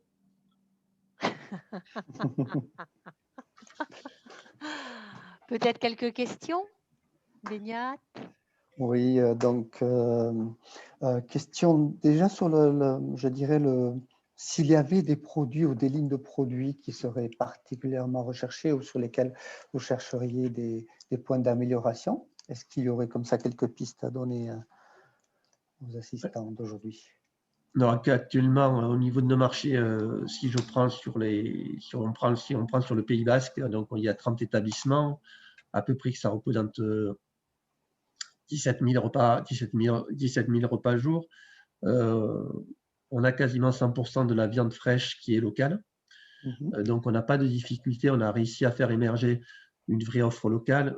Également sur le bio, puisqu'on avait développé un partenariat avec des associations bio pour créer des groupements de producteurs, notamment d'Oscaria. Là où on est en vraie recherche, c'est sur le maraîchage, puisque les établissements, en dehors de cette politique collective, font du gré à gré avec des petits producteurs locaux, mais effectivement, on n'a pas une réelle offre qui soit structurée. Donc, c'est une recherche que l'on fait. Également sur la volaille, on a effectivement, notamment sur les Landes, on a beaucoup de grands volaillers français, mais on a une difficulté de traçabilité pour nos marchés, puisque nous, on ne considère que local, que lorsqu'on a on est assuré par notre fournisseur d'avoir une production vraiment locale, et donc sur notamment des marchés volailles. De plus en plus, on est obligé de passer sur des produits labellisés pour qu'on puisse nous certifier une origine 100% locale. Et donc, on a un travail avec les volaillers là-dessus pour qu'on puisse avoir une offre vers les restaurants scolaires qui puissent être identifiés pleinement locales. Et on a tout un travail que l'on fait également sur les produits laitiers, puisque ça fait partie des familles de produits où on est en dessous des objectifs que l'on s'est fixés, même si de plus en plus on fait des marchés au niveau de fromage à la coupe, par exemple, des marchés de produits laitiers artisanaux et autres. D'accord. J'avais aussi, par rapport peut-être aux producteurs également, de s'interroger. Vous avez dit que voilà, le fait de réduire les additifs dans la proposition d'offres de produits, que ça pouvait améliorer justement dans cette amélioration continue. Quelles sont justement les tendances un petit peu qui se dégagent pour se différencier, pour être voilà, un peu mieux valorisé, on va dire, dans cet achat public? En fait, actuellement, sur ce logiciel, donc on a fait aussi un travail avec les producteurs, puisque c'est des marchés publics européens où on peut très bien avoir vraiment une agriculture paysanne qui est représentée, c'est le but, hein. Et à côté de ça, donc des grands distributeurs. On considère qu'il y a de la place pour tout le monde. Là-dessus, nous, lorsqu'on a mis en place ce logiciel, on a accompagné aussi les petits producteurs pour affiner leur fiche technique. Et derrière, il faut savoir que ce logiciel tient compte que chaque additif en fait est pénalisé de par sa présence. Qu'on a on va dire 5 niveaux d'additifs que l'on classe du moins toxique au plus toxique. C'est une information dont disposent les fournisseurs en amont du marché. C'est une information aussi qui est actualisée chaque année en fonction des nouvelles connaissances scientifiques. Et donc, effectivement, on a tout un travail qui est fait vers l'offre locale pour essayer de les sensibiliser à travailler sur ces additifs qu'ils avaient l'habitude de mettre, de rajouter, parce que simplement, ils voulaient que le produit, alors pas gustativement, soit meilleur, mais que, si je prends l'exemple du pain, régulièrement, on ajoute à la farine certains additifs pour que le pain soit plus brillant, des choses comme ça. Donc, on fait un travail aussi par rapport à ces différents fournisseurs pour les sensibiliser, pour qu'ils puissent comprendre que le logiciel qui a été mis en place, en fait, il a pour but de favoriser ce travail, notamment des artisans. Et donc, du coup, on fait tout un travail pour que ces fournisseurs-là puissent enlever le maximum d'additifs et que, du coup, par ce biais-là, ils aient une offre qualitative qui soit bien meilleure que certaines entreprises de l'agroalimentaire. Pour compléter peut-être la précédente question de Beñat Joregui, évidemment, Compète Plus, c'est un programme transfrontalier. Est-ce que sur des produits qui sont sous-représentés sur le territoire de Nouvelle-Aquitaine, par exemple, vous travaillez en cercle concentrique comme par exemple Ausolan ou Bertacoa Restauration pour aller chercher certains produits sur d'autres territoires au sud des Pyrénées. Oui, tout à fait. On est déjà sur la particularité de cette association, c'est qu'elle est effectivement elle est sur la Nouvelle-Aquitaine et qu'elle regroupe des entités très diverses entre la région et chaque département. On est effectivement sur cette idée, alors comme l'a dit les intervenants précédents, hein, on est pour déjà aller chercher des produits bio qui soient le plus proches possible de nos territoires. Donc notamment sur la Navarre ou l'Euskadi, effectivement, on peut considérer que on n'a pas de difficulté à aller chercher ce type de produit. Là où j'ai plus de difficultés, c'est effectivement lorsqu'on va, par exemple, chercher des kiwis en Nouvelle-Zélande ou de l'agneau en Nouvelle-Zélande, par exemple. Donc, parce qu'en fait, on avait essayé aussi de mettre en place, de travailler sur une stratégie aussi sur le bilan carbone des différents produits alimentaires, et on s'est aperçu que finalement, le bilan carbone, par exemple, d'un agneau de Nouvelle-Zélande était meilleur que l'agneau français. Voilà, c'est assez, puisqu'il y avait on avait fait des études avec différentes régions là-dessus. Donc, on a vraiment une stratégie, effectivement, on va dire, de partir, de faire un point, en fait, un point concentrique, hein, et finalement de partir de nos territoires et d'élargir, que ce soit côté français ou côté espagnol. On a notamment quelques producteurs qui nous démarchent, des producteurs sur de l'huile, de l'huile avec des démarches qualité, il n'y a pas de souci là-dessus. Ok, merci beaucoup pour votre intervention, Monsieur Pousson, et cette, on va dire, démarche, on va dire, vertueuse. Et très effectivement sur l'analyse, etc. C'est très intéressant. Ça pourrait aussi servir d'exemple à d'autres entités, par exemple au sud des Pyrénées. Et je crois que là, on va aller en Navarre, hein, avec Béatrice Blasco et Intia. À toi, Béatrice. Saltamos, muchas gracias. Saltamos otra vez a este lado de la frontera. Nous passons de l'autre côté de la frontière et maintenant, pour terminer ce webinaire aussi intéressant, à Natalia Bellosta. Elle est gérante de INSIA. INSIA est un centre de transfert de technologies dans le secteur agro. Et ils ont également certaines initiatives qu'ils ont présentées comme coopération transfrontalière et liées à la production locale. Donc, Nathalie, je vous cède la parole. Allez-y, je vous en prie. Et vous pouvez partager votre propre présentation. Natalia, merci beaucoup aussi d'avoir accepté d'être parmi nous. Bien, merci à vous tous de nous avoir invités.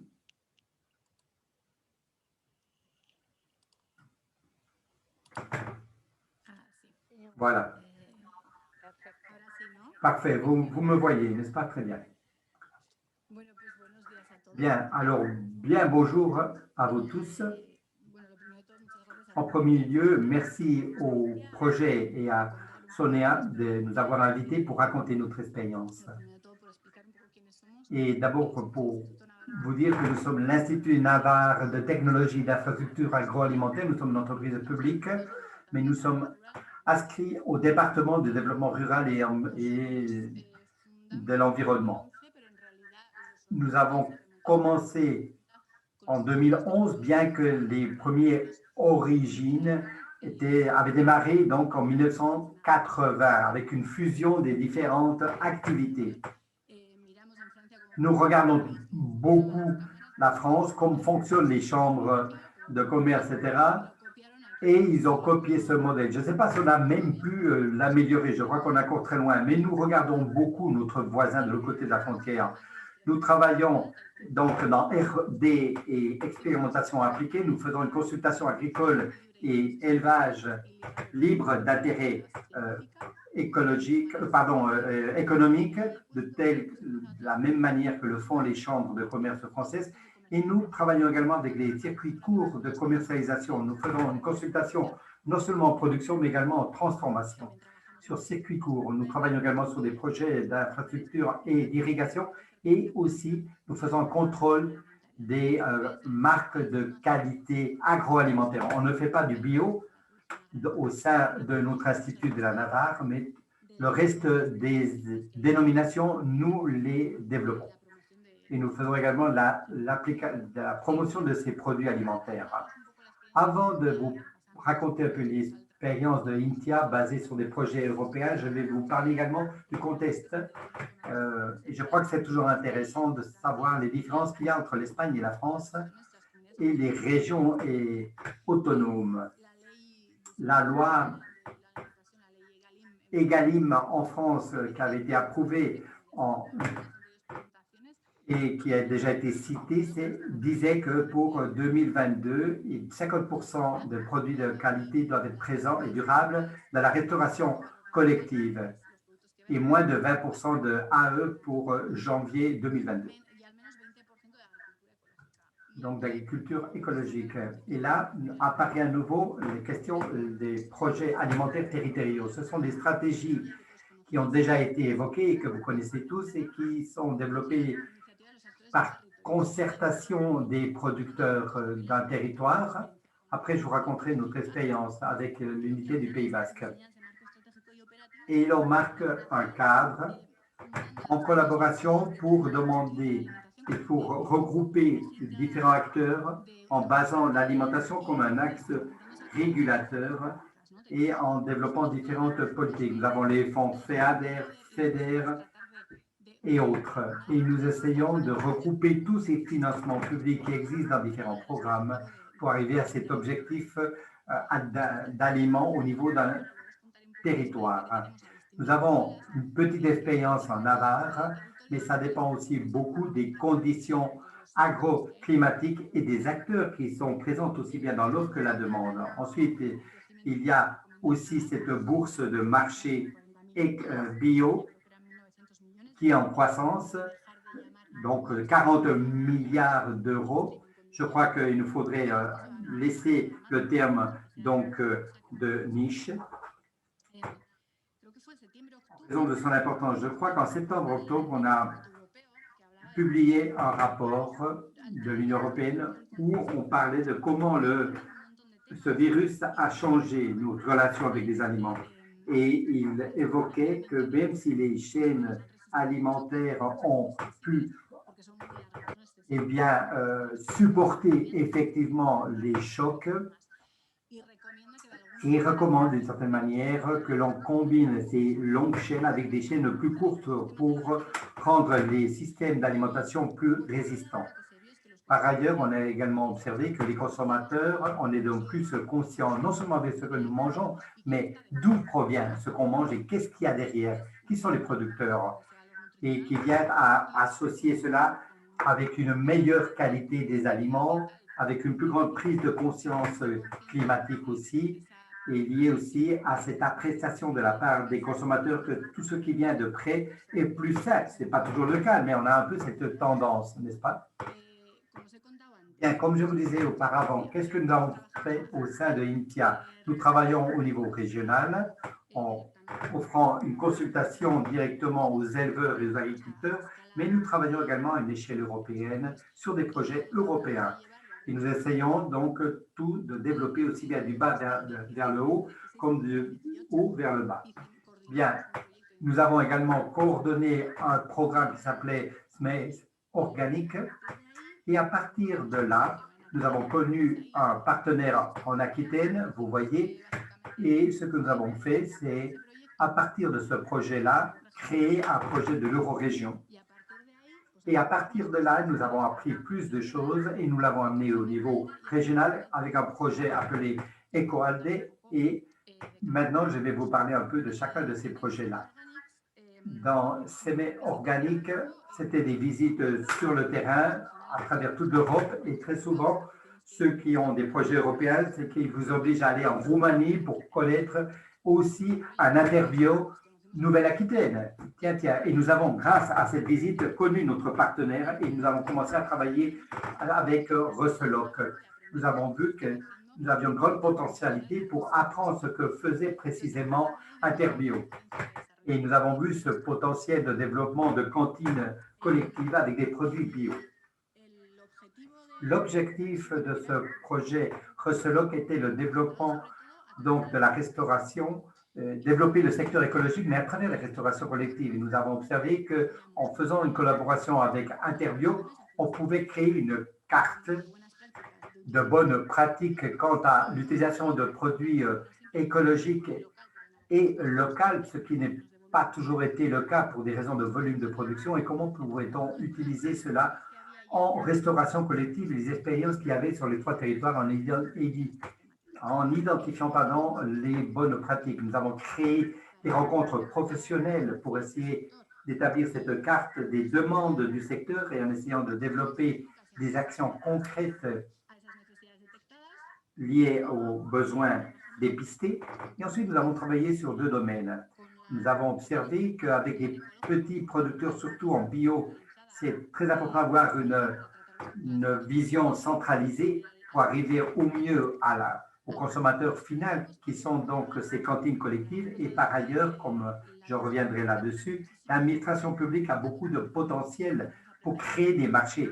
On a souhaité apprendre comment donc élaborer ces cahiers de charges, surtout pour les marchés, les grands marchés. Nous sommes donc partis depuis la nouvelle région vers la Navarre. Et là, il y a eu 2 grandes initiatives. EcoAlde a été ou continue à être un regroupement de producteurs et donc d'aliments écologiques en Navarre. Et en voyant ce potentiel de pouvoir lier différents producteurs, les structurer et à partir de là, trouver cette demande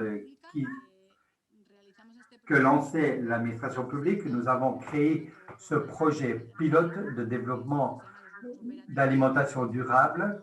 Ce sont des groupes opérationnels qui ont lieu dans toute l'Europe. On l'a fait de manière différente en France qu'au Pays Basque, mais depuis 2 ans environ, dans certaines zones européennes, et il semblerait qu'il sera de même pour le prochain programme, c'est créer des projets de cette nature, mais avec un caractère transfrontalier, une nouvelle voie donc de collaboration possible avec la France. Qu'est-ce que nous avions à partir de EcoAlde? Eh bien, nous avions une structuration des producteurs autour d'un client concret qui était ces cantines collectives. La mairie, enfin, l'organisme des cantines collectives qui dépendait de notre région et nous-mêmes, nous sommes présentés à une licitation où on essayait de développer dans 2 écoles d'enfants, dans 2 crèches, 2 projets pilotes avec des produits de qualité, de saison, frais et de proximité, ce qui nous permettait de travailler avec EcoAlde pour structurer les besoins économiques de la production de Navarre. Ce que nous avons fait à partir de là, l'origine de ce projet à Hemencoac, c'est que Effectivement, la mairie est rentrée dans ce projet et il y avait cet engagement de développer des systèmes d'alimentation durable. On a vu la possibilité comme organisme d'administration de ces crèches de commencer avec ce projet pilote et ensuite le transférer aux autres crèches du territoire. On a donc présenté un marché public pour soutenir les producteurs locaux et leur enseigner comment se présenter à ces marchés. Nous avions là différents produits concernant la viande, les œufs et certains produits, et nous avons structuré de cette manière le secteur avec ces petits producteurs disséminés sur le territoire avec une demande concrète qui était de la part de l'administration. Ce que nous avons perçu, c'est qu'avec différentes échelles, il faut travailler avec différentes stratégies. Ça n'a rien à voir les différents territoires en termes d'offres. Les producteurs, eh bien, par exemple, élaborent différents produits. On peut avoir, par exemple, des yaourts, ou même, on avait parlé des agneaux qu'il fallait aller en Nouvelle-Zélande. Eh bien non, il y a également des producteurs d'agneaux dans les Pyrénées. Ensuite, on travaille avec aussi des résidences et aussi des écoles d'enfants, publiques ou privées, ou avec l'école primaire aussi. Eh bien, selon tous ces différents éléments du puzzle, on constitue eh bien, une carte précise. Et que faisons-nous à présent? Eh bien, nous sommes en train de créer ce pacte vert qui tient compte aussi bien de la production que la transformation et la distribution et la consommation. En termes de production, on va aller à 25% comme objectif 2030 d'agriculture écologique, plus réduction des fertilisants. Ensuite, comme indicateur de stabilité, nous permettant d'arriver à des produits locaux qui pour l'instant n'existaient pas, mais là nous avons aussi le problème de comment définir le produit local. Le produit, est-ce que c'est le produit local qui est produit et transformé ou seulement celui qui est produit? En Navarre, nous avons des cas très précis et je suppose que vous-même, vous avez également cette possibilité. Peut-on vendre effectivement comme produit local une asperge qui a été élaborée en Chine mais qui a été transformée dans notre territoire? Eh bien non. Alors il nous faut chercher une définition qui nous permette une étiquette qui soit véritablement très claire et qui permette d'indiquer bien les choses. Que vous dire aussi? La question qui touche du PAC, l'un des grands objectifs de la PAC, vous le savez, est celui de rééquilibrage des pouvoirs dans la chaîne de valeur. C'est-à-dire comment faisons-nous pour que les maillons intermédiaires et les agriculteurs aient un pourcentage juste de cette valeur qui est ajoutée dans toute cette chaîne. Et aussi la question liée aux achats verts et publics. Les administrations publiques ont un rôle très important de pouvoir guider et maintenir ces marchés. Il est dit que 18% du PIB en Espagne provient par le biais des marchés publics.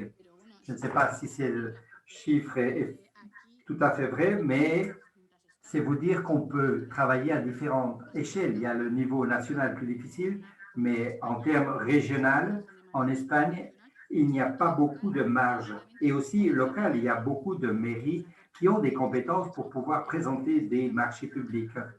Nous travaillons dans le cadre des Pyrénées pour identifier les opportunités de création de l'offre de ces produits locaux. Comme je vous disais auparavant, des patates ou des produits laitiers, eh bien, selon ce qu'on considère en Pyrénées, on pourrait augmenter ce type d'offre. Et ensuite, la demande, ce n'est pas la même chose, effectivement, une école d'enfants qu'une résidence de personnes âgées et que il y a différents produits possibles. Il vous reste 1 minute, Nathalie. Bien. Oui, je parle beaucoup. Nous travaillons également avec le département d'éducation. Nous avons présenté un rapport de ce qu'ils devaient inclure dans leur marché public, mais ça n'a rien à voir, travailler dans des échelles qui sont différentes. Et ici aussi, une fois de plus, revenir à l'échelle euro-régionale. On a signé cet accord cadre entre le gouvernement et les Pyrénées-Atlantiques et dans l'axe site, on parle justement de manger bio-local et toutes ces questions liées donc aux cantines collectives. Que va-t-on faire à nouveau chez Intia? Eh bien, nous continuons à travailler avec des projets européens pour voir comment peut-on récupérer la position des producteurs à travers les achats publics. Nous avons présenté également un autre projet et nous allons continuer également à travailler sur le soutien des producteurs concernant les initiatives de transformation et de commercialisation pour le développement des systèmes alimentaires durables et territorialisés. C'est-à-dire non seulement en parlant de distance, mais également des différents maillons pour qu'on puisse maintenir une valeur. Et en dernier lieu, je crois qu'il nous faut profiter de l'énorme potentiel que nous avons, que la définition zéro, c'est 100 km. 100 km qu'il y a depuis Bayonne à la plaine de Navarre. Et là, nous avons une grande quantité de produits et aussi des animaux. Merci beaucoup. Merci beaucoup, Nathalie. C'est vrai que c'était très intéressant. Et vous nous avez laissé beaucoup de travail parce qu'il y a beaucoup de questions et beaucoup de voies qui sont ouvertes et qu'il nous va falloir donc progressivement couvrir. Bien, de toute façon, j'ai été enchanté de que vous laissiez ces possibilités de coopération transfrontalière tout à fait ouvertes. Bien, une petite question pour terminer avec les interventions d'aujourd'hui.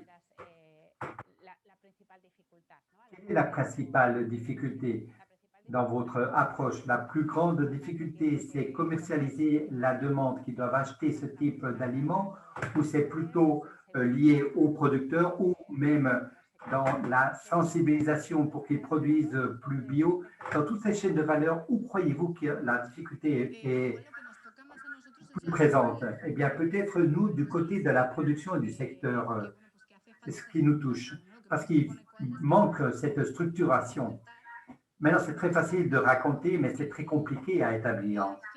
Le fait que les petits producteurs, d'une certaine manière, que l'offre totale soit complémentaire, c'est-à-dire que la demande puisse se satisfaire avec les produits que l'on peut trouver dans ces 100 km qui entourent notre territoire.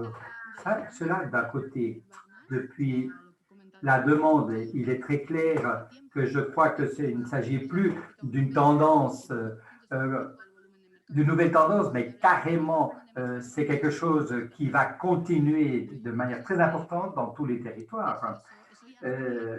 Cela est déjà là. Et comment alors on va structurer cela dans une demande structurelle? Les difficultés, comme je vous disais auparavant, sont surtout les questions touchant les marchés publics et comment peut-on limiter les critères de manière que ce que vous achetez, véritablement, c'est ce que vous souhaitez acheter.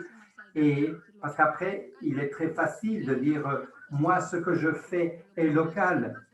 Enfin, bio, ça peut être, parce que nous avons des dénominations, mais comment le faire en termes local? Et cela a aussi des retombées économiques et impact social. On souhaite atteindre ces objectifs de durabilité. Alors, comment faire pour que n'importe quoi soit présent dans ces productions locales? Ensuite, toute la question de la logistique est très compliquée. Et peut-être une autre barrière psychologique, parce que quand on est sur ces marchés, en tout cas sur ces problèmes agroalimentaires, on écoute de temps en temps que tous les bio ne sont pas les mêmes, et la barrière psychologique comme quoi le bio de la Navarre n'est pas le bio français, n'est-ce pas?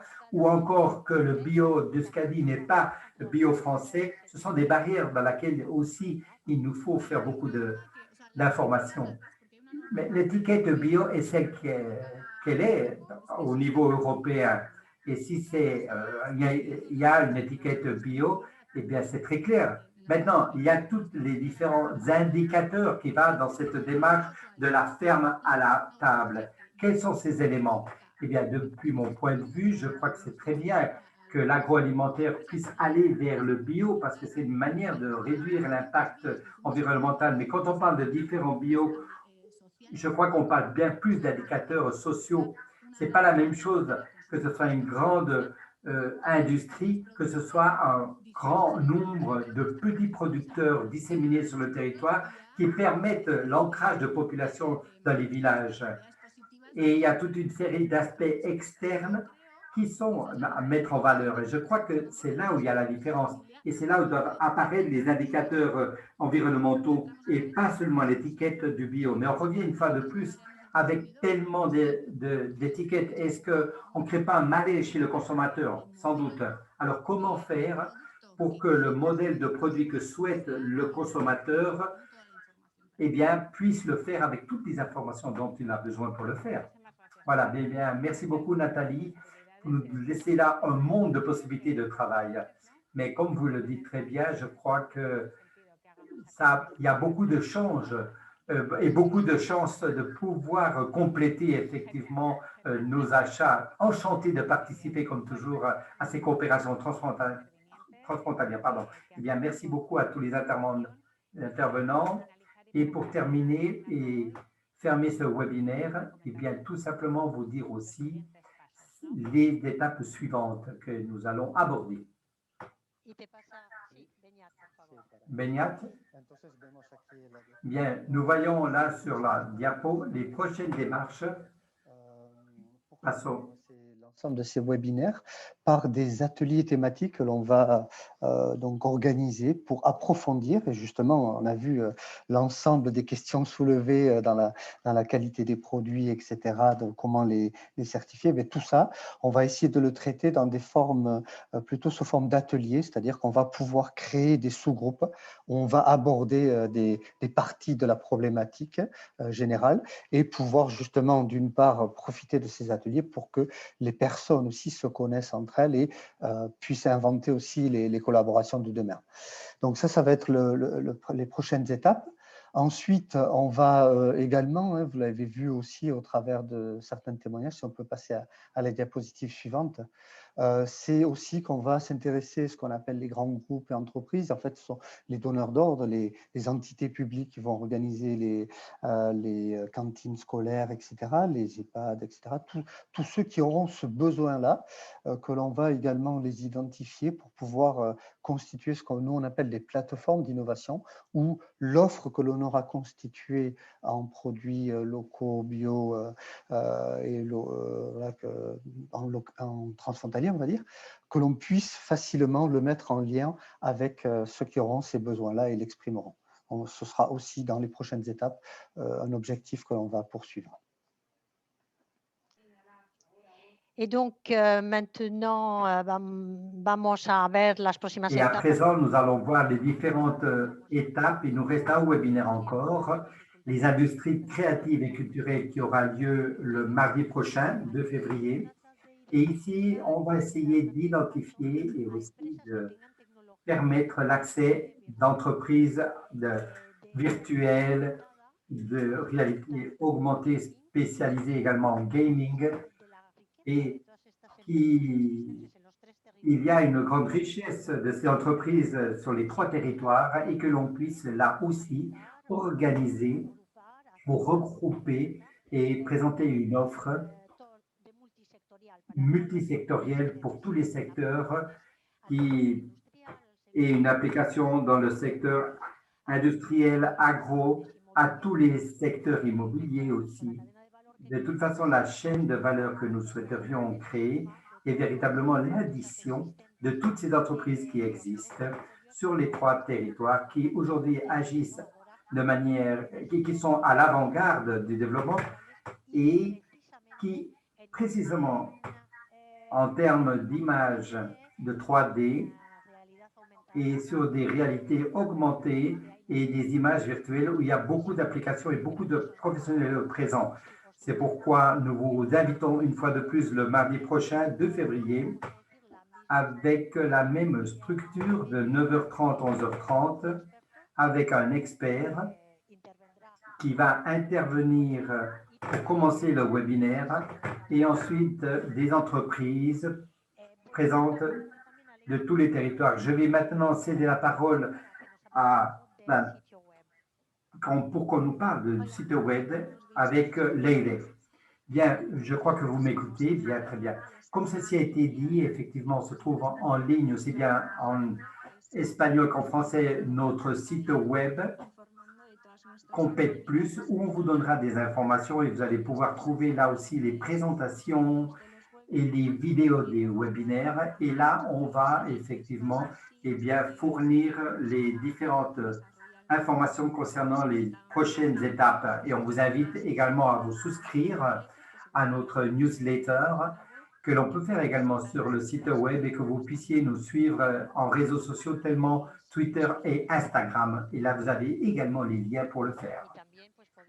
Et vous pouvez aussi nous envoyer des suggestions et tout autre type d'idées en ayant là, comme vous le voyez, les 5 interlocutions pour chaque territoire qui se trouve au sein de Compet Plus. Comme vous le voyez là, moi de manière transfrontalière, mais aussi pour Euskadi depuis la Chambre des Guipuscoa, mais nous avons également, voyez là, Beñat Jorregui, Olga Irastorza, également Leila Ascona dans l'Eurorégion qui s'est centrée dans la communication de ces projets-ci, et Usue Lorenz qui est la responsable de l'orchestre, de l'Institut Orchestra, donc un institut de compétitivité à Euskadi et qui a travaillé sur ces créneaux et concernant les convergences transfrontalières. Là, vous avez également donc ces liens de Compet plus EU et ainsi pouvoir échanger des idées. Nous sommes à votre entière disposition et nous vous remercions votre présence et toutes les contributions à l'avenir et aussi remercier notre interprète Francis Merino qui a pu nous accompagner dans ce webinaire. Merci à vous tous.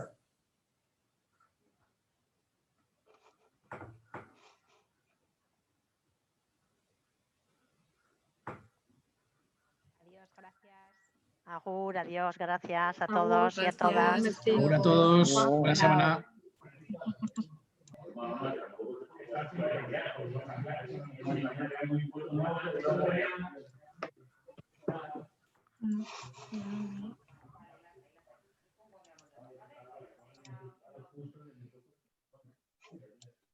¿Queréis que nos quedemos un poco? Bueno, se ha ido, me parece, Beatriz.